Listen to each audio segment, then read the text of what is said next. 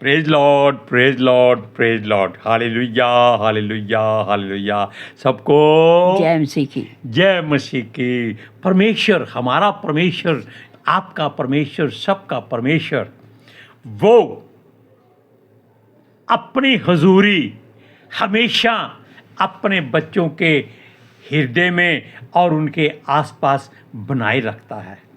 और इस बात को मनुष्य जान नहीं सकता कि वो कहाँ से आता है और कहाँ से जाता है। हालेलुया। आज के सुसमाचार के लिए परमेश्वर की बेटी प्रार्थना करेंगे। सबको जय मसीह की। परमेश्वर आप सबके साथ है और आप सबसे बहुत प्रेम करता है। Hallelujah, hallelujah. महान परमेश्वर, सर्वशक्तिमान ईश्वर, ਜ਼ਮੀਨ ਆਸਮਾਨ ਦੇ ਮਾਲਿਕ ਤੇ ਖਾਲਿਕ, ਤੁਹਾਡਾ ਧੰਨਵਾਦ, ਤੁਹਾਡਾ ਸ਼ੁਕਰ ਕਰਦੇ ਸੁਆਮੀ, ਅੱਜ ਦੇ ਸੁੰਦਰ ਦਿਨ ਲਈ, ਸੁੰਦਰ ਸਮੇਂ ਲਈ ਮੇਰੇ ਪਿਤਾ ਜੀ, ਜੋ ਸਾਡੀਆਂ ਜ਼ਿੰਦਗੀਆਂ 'ਚ ਬਖਸ਼ਿਆ ਪ੍ਰਭੂ। ਖੁਸ਼ੀਆਂ ਤੇ ਆਨੰਦ ਦਾ ਦਿਨ ਬਖਸ਼ਿਆ, ਤੰਦਰੁਸਤੀ ਦਿੱਤੀ ਪਿਤਾ ਜੀ, ਔਰ ਆਪਣੇ ਕਦਮਾਂ 'ਚ ਬੈਠਣ ਲਈ ਆਪਣਾ ਫਜ਼ਲ ਬਖਸ਼ਿਆ ਪ੍ਰਭੂ। ਇਹ ਸਭ ਤੁਹਾਡੀ ਦਇਆ, ਤੁਹਾਡੀ ਕਿਰਪਾ ਮੇਰੇ ਪਿਤਾ ਪਰਮੇਸ਼ਰ, ਔਰ ਤੁਹਾਡੀ ਬੇਟੀ ਹਿਰਦੇ ਤੋਂ ਤੁਹਾਡਾ ਧੰਨਵਾਦ, ਤੁਹਾਡਾ ਸ਼ੁਕਰ ਕਰਦੀ ਸੁਆਮੀ। ਸੱਚਮੁੱਚ ਖੁਦਾ ਜੋ ਸੇਵਾ ਬਖਸ਼ੀ ਪ੍ਰਭੂ, ਹਰ ਰੋਜ਼ ਵਚਨ ਦਿੰਦੇ ਆ, ਪ੍ਰਚਾਰ ਕਰਨਾ, ਉਸ ਲਈ ਵੀ ਤੁਹਾਡਾ ਧੰਨਵਾਦ, ਤੁਹਾਡਾ ਸ਼ੁਕਰ ਕਰਦੇ ਹਾਂ। ਬੇਨਤੀ ਕਰਦੀ ਪਿਤਾ ਜੀ, ਹੁਣ ਤੁਸੀਂ ਆਪਣੇ ਵਚਨ ਦੇ ਅਨੁਸਾਰ ਸਾਡੇ ਵਿਚਕਾਰ ਆਓ ਔਰ ਵਚਨ ਪੜ੍ਹਨੇ 'ਚ, ਪ੍ਰਚਾਰ ਕਰਨੇ 'ਚ ਸਾਡਾ ਮੂੰਹ ਬਣ ਕੇ ਬੋਲੋ ਮੇਰੇ ਪਿਤਾ ਜੀ, ਤਾਂ ਕਿ ਤੁਹਾਡਾ ਦਿੱਤਾ ਵਚਨ ਤੁਹਾਡੀ ਇੱਛਾ ਦੇ ਮੁਤਾਬਿਕ ਮੇਰੇ ਪਿਤਾ ਪਰਮੇਸ਼ਵਰ ਦੁਨੀਆ ਦੀ ਸ਼ੋਰ ਤੱਕ ਪਹੁੰਚੇ।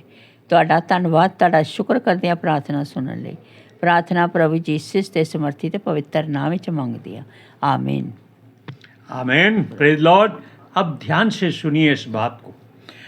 परमेश्वर को कोई देख नहीं सकता, ये आप जानते हैं, ना ही आज तक किसी ने उसको देखा है।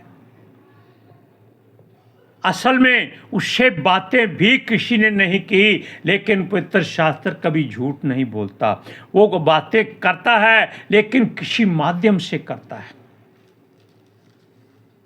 आप बैठे हैं, आपके मुख से बात करता है, अपने नबी के सामने नबी के मुख से बातें करता है, संत के सामने, या यहाँ तक कि वो जानवरों के मुख से भी बातें करता है। आप जानते हैं, बिलाम को उसकी गदी ने अकल सिखाई, ठिकाने लगाई।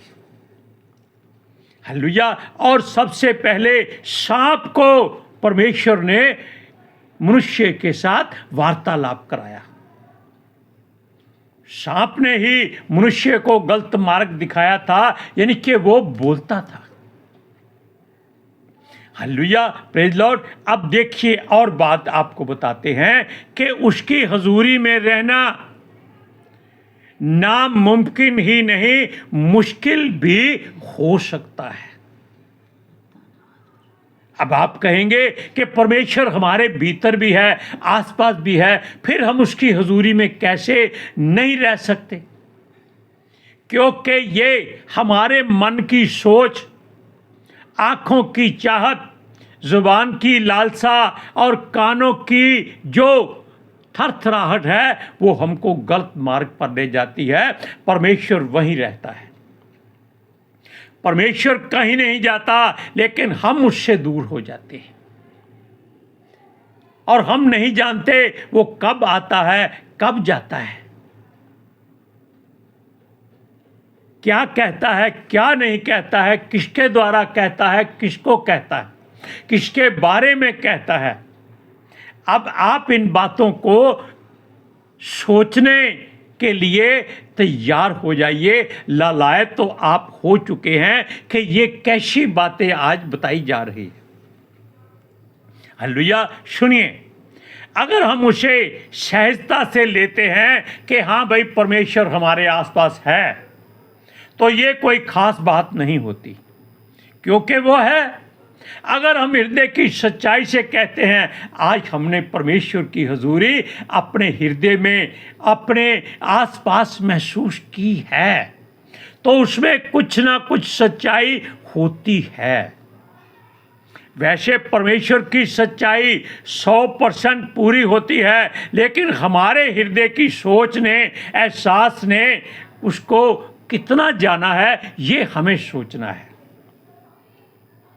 Praise Lord, praise the Lord, hallelujah, hallelujah. सुनिए, ईश्वर हमारे आसपास है, ये सत्य है और हर कोई जानता है, चाहे वो किसी धर्म का या मजहब का, जाति का, देश का, किसी कौम का, किसी का भी आप कह सकते हैं, कैसा भी कह सकते हैं, वो जानता है कि परमेश्वर हमारा है और एक ही है और हमारे भीतर है, ऊपर भी है,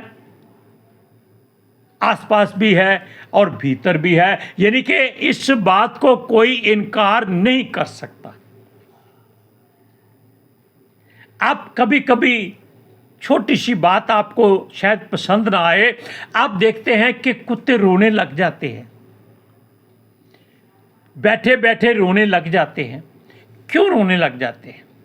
क्योंकि उनके अंदर परमेश्वर ने एक एहसास दिया हुआ है कि वो जब दुष्ट आत्माओं को देखते हैं तो वो रोने लगते हैं। रोने तो नहीं लगते, बल्कि उसके आने के स्वागत में वो अलग अलग बाजें निकालते हैं। लेकिन मनुष्य इसको समझ नहीं सकता, क्योंकि उसकी सोच अपनी मर्जी करती है। सुनिए, हमें उसका एहसास हमारे भीतर, हमारे बाहर हमेशा होता है, ये हम जानते हैं। उसकी हजूरी को अपने आसपास हम महसूस करते रहते हैं। परमेश्वर हमें कभी छोड़ता नहीं है, इस बात की आग गांठ अपने हृदय में कस के बांध लो। परमेश्वर कभी नहीं छोड़ता, बल्कि हम ही बुराई में पड़कर उससे दूर हो जाते हैं। हम चाहे कितने भी बुराई में डूबे हुए हों, पापों में, गुनाहों में पड़े हुए हों, वो हमें कभी नहीं छोड़ता, क्योंकि हमारी सांसें चल रही हैं और वो इन सांसों में से आता जाता है और हम जीवित रहते हैं। कैसे कि हम लोगों के सामने एक जीवित इंसान बनकर रहते हैं, असल में हम मुर्दा होते हैं, क्योंकि हम केवल अपने जीने की बात को ही ज़्यादा अहमियत देते हैं, उसकी अहमियत को हम ठुकरा देते हैं जो हमें चलाता है और जीवित रखता है। हालेलुया। सुनिए, लेकिन उसका आना जाना, उसका मार्ग कौन सा है, ये कोई नहीं जानता। आप जानते हैं कि यीशु मसीह, जिसने सलीब पर अपने प्राण को परमेश्वर के हाथ में सौंप दिया, अपनी आत्मा को अपने पिता परमेश्वर के हाथों में सौंप दिया और कहा पूरा हुआ, ये बात सत्य है,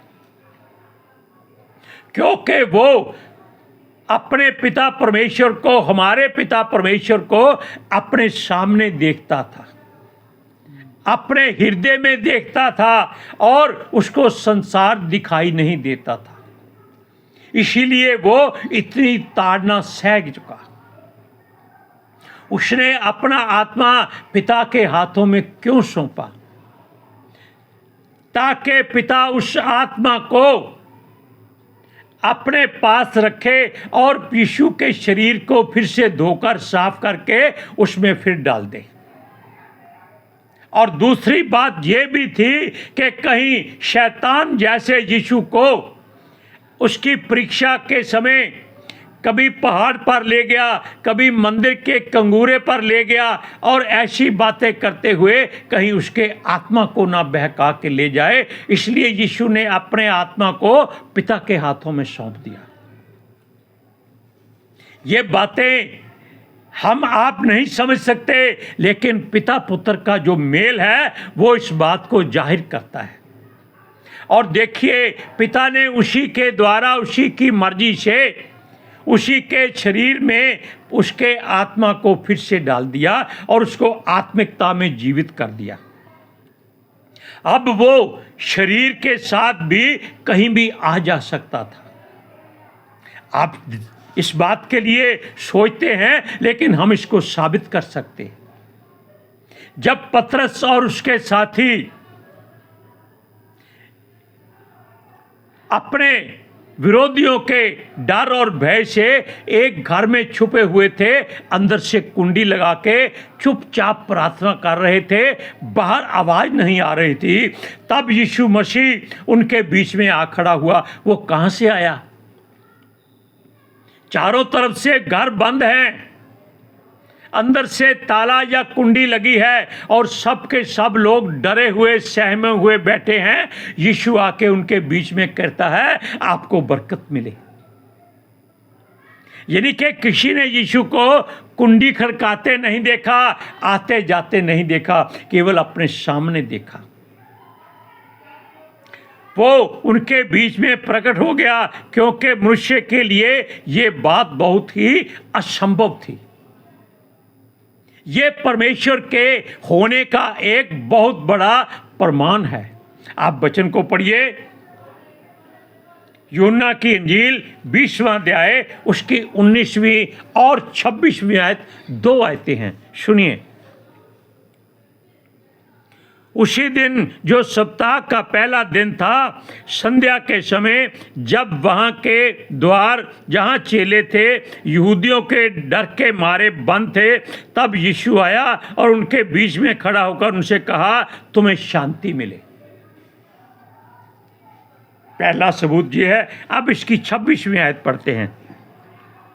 8 दिन के बाद उसके चेले फिर घर के भीतर थे और थोमा उनके साथ था और द्वार बंद थे। तब यीशु आया और उनके बीच में खड़े होकर कहा, तुम्हें शांति मिले। अब आप जान लीजिए कि पवित्र शास्त्र का एक एक वचन ताया हुआ है सोने की तरह आग में,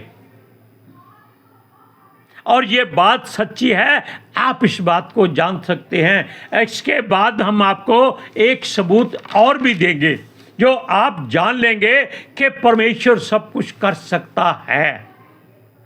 hallelujah, praise Lord, praise the Lord. जब यीशु अमाउस गांव में यात्रियों के साथ साथ, यानी कि जब 2 लोग अपने अमाउस गांव में पैदल जा रहे थे, कम से कम 7 मील का सफर था, अंधेरा, शाम का समय, तब कोई सड़कें नहीं थी, केवल कच्चे रास्ते होते थे। तब यीशु उनके साथ आकर खड़ा हो गया। कहाँ से आया उनको नहीं मालूम। दूसरी बात, वो उनके साथ खाना खाने बैठ गया। उनको कुछ एहसास नहीं हुआ, लेकिन उनकी आत्मा भीतर से उछल रही थी कि उनके पास कोई पवित्रता है, कोई शुद्धता है, कोई आसमानी ताकत है, कोई ऐसी परमेश्वर की रूह है जो उनके आसपास है। Hallelujah, hallelujah. तब क्या हुआ? यीशु ने रोटी तोड़ ली। अब ये गलती कहिए या जानबूझकर कहिए, तो ये जो सच्चाई है ये परमेश्वर जानता है। यीशु ने रोटी तोड़कर उनको दी और उनकी आंखें खुल गई। उन्होंने यीशु को अपने सामने देख लिया, लेकिन यीशु वहां से गायब हो गया। अब आप बताइए कि ऐसी बड़ी बात आम बात हो सकती है? और वो लोग उसी समय पता नहीं खाना खाया नहीं खाया या छोड़ दिया और भागे वापस कहां पर? उसके चेलों के पास, कि हाँ, हमने प्रभु यीशु मसीह को देखा है। और उसने जब अपनी सारी बातें बताई, हमारा ध्यान बंद था, हमारी आत्मा सुन्न थी, हमारी आंखें पर्दे में आई हुई थी, लेकिन जब उसने रोटी तोड़ी हमारी आंखें खुल गई। अब इस बात में और भी चीज जोड़ देते हैं कि जब हम खाना खाते समय परिवार में बैठकर एक रोटी जरूर तोड़ा करें। अगर हम रोटी तोड़ते हैं तो उस समय किसी के भी बीच में कोई बुराई हो, दुष्ट आत्मा हो, वो वहां से पीछे हट जाती है। क्यों? आपका हृदय उस बात को महसूस करने लगता है कि यहां प्रभु यीशु हाजिर है। जहां 2 या 3 एक मन होकर प्रार्थना करते हैं, वहां यीशु हाजिर होता है। आज सुनिए, अब ये बात चाहिए, परंतु यह हमें असहाय दिलाने के लिए बात नहीं थी कि हमें ये बात का एहसास ही नहीं है, हमें मालूम ही नहीं है, हम क्या करें, कैसे जाने कि यीशु हमारे साथ है, हमारे भीतर है। आज देखिए, हम पवित्र शास्त्र में लिखा हुआ है कि वो परमेश्वर के दाहिने बैठा है और हमारे लिए दुआ करता है। लेकिन लोग दावा करते हैं, और हम भी इस बात का दावा करते हैं कि यीशु मसीह अपने 5 स्वर्गदूतों के साथ हमारे घर में आया। इस बात की गवाही हम सीना ठोक कर कह सकते हैं। क्यों आया? परमेश्वर की बेटी ने यीशु को मानने से एकदम इनकार कर दिया। यीशु स्वर्ग छोड़कर हमारे घर में आया कि वो कहता है, अगर एक भी आत्मा बचाई जाए तो स्वर्ग में ढोल बजते हैं। और यीशु मसीह स्वर्गदूतों के संग हमारे सारे घर में घूमा, और उसके साथ मैं, हमारी पत्नी, हमारा बेटा दूसरा, और हमारा बेटा छोटा, और हमारी बेटी, सारे के सारे 5 जन उनके साथ थे। अब सुनिए, किसी भी तरह से हम उसे अपने सामने देख सकते हैं, उसको महसूस कर सकते हैं, जब हम अपने हृदय को किसी तेज धार वाले हथियार से खुरच खुरच कर साफ कर दें। अब आप ऐसा मत करना कि छुरी ली और अपना हृदय छीलना शुरू कर दिया। सबसे ज्यादा तेज हथियार परमेश्वर का वचन है। इससे ज्यादा कोई और हथियार संसार में नहीं है, और ये 2 धारी तलवार से भी ज्यादा तीखा है। ये मारता भी है और मलहम भी लगाता है। सुनिए, जब हमारी बातें आपको सुनाई दे रही हैं, आप महसूस करिएगा कि आपके आसपास कोई है। आप अपने हृदय को एकदम शांत करके देखिए, सिर्फ पल भर के लिए अपनी सांसें रोककर अभी देखिए, अभी इसी वक्त अपने हृदय पर हाथ रखिए और सोचिए कि हाँ प्रभु, तू मेरे पास है, प्रभु मेरे पास है, मुझे छू। Hallelujah, praise Lord. ये बात आप जान लिए और आपको जाननी पड़ेगी। सुनिए, जब लोग यीशु को ढूंढ रहे थे, तब यीशु अपने चेलों के साथ नाव में बैठकर नहीं गया। उसने अपने चेलों को भेज दिया कि तुम जाओ, और यीशु मसीह चेलों के छोड़कर लोगों के बीच में था, लेकिन किसी को दिखाई नहीं दिया। क्यों? वो पवित्र आत्मा है, वो परमेश्वर है, वो प्रभु है, वो हमारा मुक्तिदाता है, वो हमारा उद्धार करता है, वो हमारे हृदय को टटोलता है। क्योंकि तब सब लोगों की आंखें केवल ये सोच रही थी कि अब यीशु मसीह उनको मछली और रोटी खिलाएगा। तब यीशु वहां से निकल गया, और वो ढूंढते रहे, लेकिन यीशु को उन्होंने नहीं देखा वहां पर। सुनिए, इस बात के लिए आप वचन पढ़िए, यूहन्ना की इंजील 6वां अध्याय, उसकी 22 से 24 तक। जल्दी करो। 6वां अध्याय करना, 6वां अध्याय करना, यूहन्ना 6 22 से, हाँ सुनिए। दूसरे दिन उस भीड़ ने जो झील के पार खड़ी थी, यह देखा कि वहाँ एक को छोड़ और कोई नाव ना थी, और यीशु मसीह अपने चेलों के साथ उस नाव पर नहीं चढ़ा था, परंतु केवल उसके चेले ही गए थे। तब अन्य नावें तिरबयास से उस जगह के निकट आई जहाँ उन्होंने प्रभु के धन्यवाद करने के बाद रोटी खाई थी। इसलिए जब भीड़ ने देखा कि यहाँ ना यीशु है और ना उसके चेले हैं, तो वे भी नावों पर चढ़कर यीशु को ढूंढने कफरनहूम पहुंचे। हालेलुया। सुनिए, परमेश्वर यीशु को ही नहीं किसी को भी अपने लिए इस्तेमाल कर सकता है। प्रेरितों की पुस्तक पढ़ो 8वां अध्याय, सुनिए। और अपने लिए उसको एक जगह से हटाकर दूसरी जगह ले जा सकता है। मनुष्यों को भी परमेश्वर ऐसे काम में इस्तेमाल कर सकता है। अब कैसे कर सकता है, इस बात के लिए सोचिए। जब फिलिप्पुस यीशु का चेला प्रेरित यीशु के कहने पर खोजे के पास दौड़ा गया और उसको वचन सुनाकर बपतिस्मा देकर पानी से बाहर निकला, तो यीशु मसीह उसको उठा के पवित्र आत्मा के द्वारा बाहर ले गया और खोजे ने उसको दोबारा नहीं देखा। अब आप बताइए कि वो तो मनुष्य था, वो कैसे गायब हो गया? परमेश्वर की इच्छा और युक्ति है। प्रेरितों के काम 8वां अध्याय, ये कुरिन्थिया आ गया। और वो पवित्र आत्मा जी उसको अशदोद के नगर में ले आए।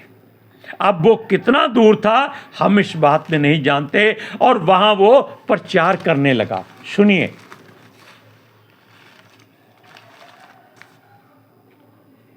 प्रेरितों के काम 8 अध्याय हैं 8 अध्याय 8वां अध्याय, उसकी 39-40।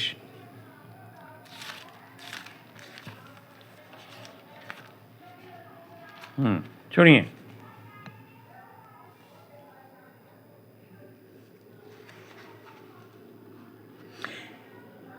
सुनिए, जब वे जल में से निकलकर ऊपर आए तो प्रभु का आत्मा फिलिप्पुस को उठा ले गया और खोजे ने उसे फिर ना देखा और वह आनंद करता हुआ अपने मार्ग पर चला गया।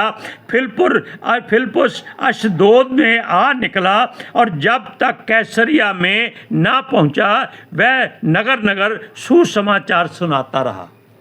अब आप देख लीजिए कि परमेश्वर कुछ भी कर सकता है। Hallelujah, praise Lord. आज के सुसमाचार के लिए परमेश्वर की बेटी प्रार्थना करें। Hallelujah, thank you Jesus, thank you Lord, thank you पितर आत्मा जी।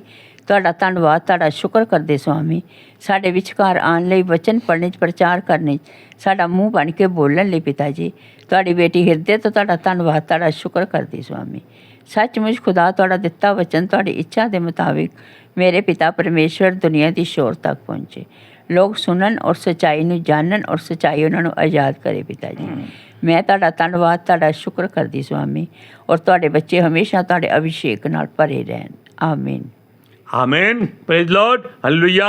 सबको जय मसीह की। जय मसीह की।